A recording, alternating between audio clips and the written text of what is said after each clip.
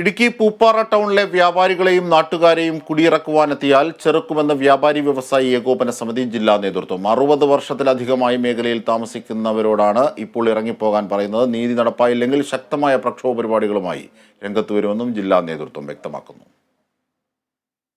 കഴിഞ്ഞ ദിവസമാണ് പൂപ്പാറ ടൗണിലെ 56 നിർമ്മിതികൾ കയ്യേറ്റ ഭൂമിയിലാണെന്നും അവ പൊളിച്ചുമാറ്റുവാനും ഹൈക്കോടതി ഉത്തരവിട്ടത്. ഇതനുസരിച്ച് ജില്ലാ കളക്ടർ മേഖലയിലെ ആളുകൾക്ക് നോട്ടീസും നൽകി.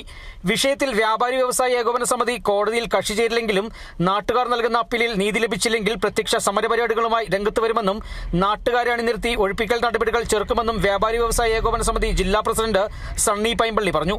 പ്രത്യക്ഷ സമര പരിപാടികളിലേക്ക് ഇവിടുത്തെ പ്രദേശത്തെ ആളുകളെ സംഘടിപ്പിച്ച് നമ്മൾ നീങ്ങും. നമ്മുടെ 3000-ഓളം പോലീസുകാരെ വണ്ണപ്പുറത്ത് പണ്ട് കുടിയിറക്കാൻ വന്നതല്ലേ? എന്താ അവിടുന്ന് കുടിയിറക്കി നിർത്തി പോയത്?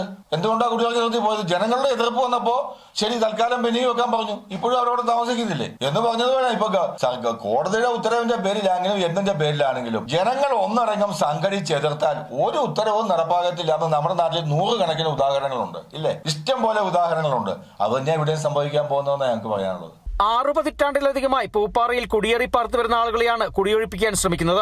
അനധികൃതമായി കൈയേറിയാൽ ആ നിമിഷം ഒഴിവാക്കണം. ഒരു 60 വർഷം കഴിഞ്ഞാണോ ഇത് അനധികൃതമാണെന്നും പറഞ്ഞുകൊണ്ട് ആൾക്കാരെ ഒഴിപ്പിക്കാൻ ചെല്ലുന്നത്? ഒരു 6 മാസം 7 മാസത്തിനുള്ളിൽ അവരെല്ലാം ഇറക്കി വിട്ടാൽ പ്രശ്നം തീർന്നില്ലേ? ഇതിപ്പോ 10-60 വർഷമായ കുഞ്ഞുകുട്ടി പരാധീനമടക്കം ജീവനോപാധി മുഴുവൻ ഒരു ആയുഷ്കാലം മുഴുവൻ അധ്വാനിച്ചത് വിട്ടെറിഞ്ഞിട്ട് എന്നാ കിട്ടിയേക്കുന്നത്? പരമാവധി 1 സെന്റ് 2 സെന്റ് അത് മുഴുവൻ വിട്ടെറിഞ്ഞ് പോകണമെന്ന് പറയുന്നത് ഒരു കാരണവശാലും അംഗീകരിക്കാൻ പറ്റുന്നതല്ല. അതിനകത്തൊരു മാനുഷിക വശവുമില്ല.